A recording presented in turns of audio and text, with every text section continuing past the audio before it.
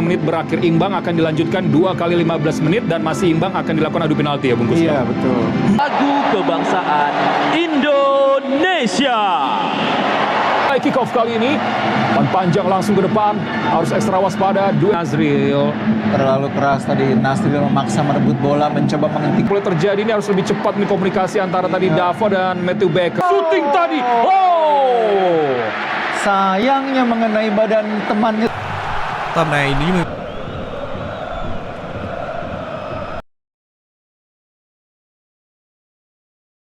Fokus, bahaya dan masih melebar tendangan dari J. Ross. Iya, sedikit.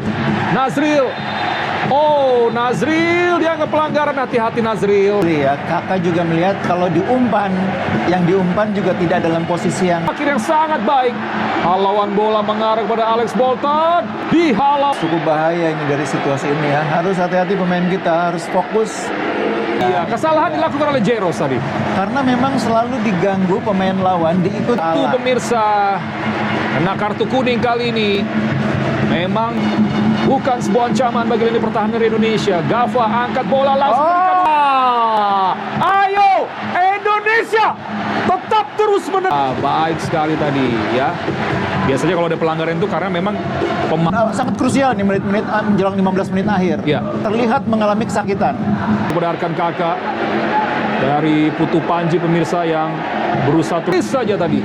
Ya, akhirnya mereka memanfaatkan bola atas ya untuk terus Sebuah sentuhan pertama untuk melakukan sebuah syuting masih melebar rupanya. umpan yang Dipertahankan Isfandiar di pertandingan kali ini oleh Coach Nova karena dia memberikan kestabilan ya bungkus di lini tengah. Kan dia sangat menyesali bagaimana kualitas tendangan bebasnya. Nah ini dia. iya terlalu tinggi. Jadi biarkan dulu sebelum eksekusi walaupun sudah offside ya. Ya.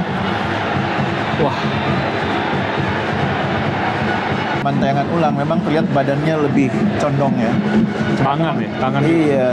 Marcus Neil tadi sudah dicek VAR pemirsa, kita lihat apa yang terjadi. Mainnya untuk tidak memancing kepada penonton. Iya, ini gestur yang kurang bijak dajar. Ya. Ya itulah gunanya VAR ya. Kita tidak, karena mereka juga menyadari bikin gol itu susah. Betul, melebar. Baik saya, mereka sudah memberikan segalanya. Mereka sudah melakukan.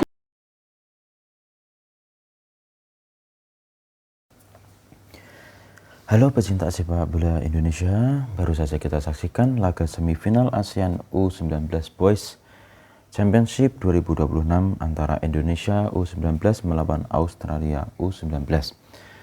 Sayangnya Garuda Muda harus mengakui keunggulannya dari Young Sockers dengan skor tipis 0-1. Hasil ini menghentikan langkah Indonesia menuju ke final setelah sebelumnya tampil sempurna di fase grup dengan 3 kemenangan beruntun. Kalau disuruh merangkum pertandingan ini dalam satu kalimat, saya akan bilang Indonesia datang membawa semangat, Australia datang membawa badan. Dan malam ini badan memang sedikit lebih menang. Sejak menit awal kita bisa melihat perbedaan karakter permainan kedua tim. Indonesia mencoba bermain dengan kombinasi umpan pendek, membangun serangan dari bawah, dan sesekali menusuk melalui kecepatan pemain sayap. Sementara Australia, mereka seperti anak kos yang baru gajian, sederhana tapi banyak gaya, tapi langsung ke tujuan. Setiap bola atas seperti sedang mengikuti lomba panjat pinang. Begitu bola melambung, pemain Australia muncul dari mana-mana seperti sinyal wifi tetangga yang tiba-tiba kuat saat akhir bulan. Namun jangan salah, Indonesia tidak bermain buruk. Justru saya melihat organisasi permainan Garuda Muda cukup rapi. Transisi bertahan ke menyerang berjalan lumayan baik.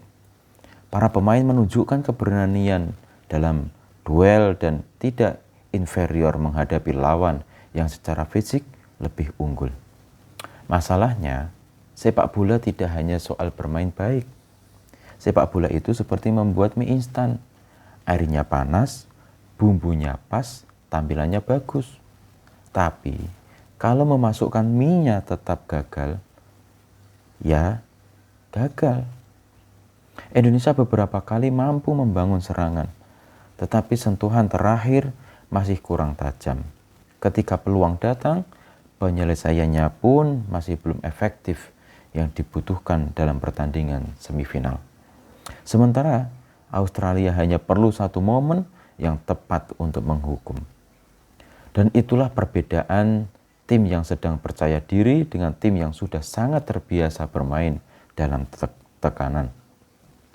Yang menariknya lagi, meskipun kalah, saya melihat perkembangan mental yang cukup baik dari skuad Indonesia. Dulu ketika menghadapi tim-tim bertubuh besar seperti Australia, kadang pemain kita terlihat gugup sejak lagu kebangsaan belum selesai dinyanyikan. Sekarang tidak. Anak-anak muda ini berani duel, berani menekan, bahkan beberapa kali membuat Australia kesulitan mengembangkan permainan. Ini pertanda positif, karena membangun tim nasional usia muda itu seperti menanam pohon mangga. Kalau hari ini ditanam, lalu besok dicari buahnya, ya ditemukan cuma cacing dan kekecewaan. Perlu proses, perlu kesabaran, perlu pupuk. Dan yang paling penting, jangan setiap kalah langsung minta ganti tukang kebun.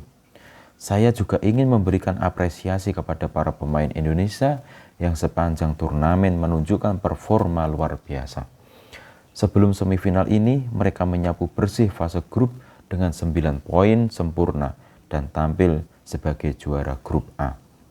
Jadi, satu kekalahan malam ini tidak menghapus semua hal yang baik yang sudah mereka bangun. Kalau ada pelajaran yang bisa diambil dari pertandingan ini, mungkin sederhana.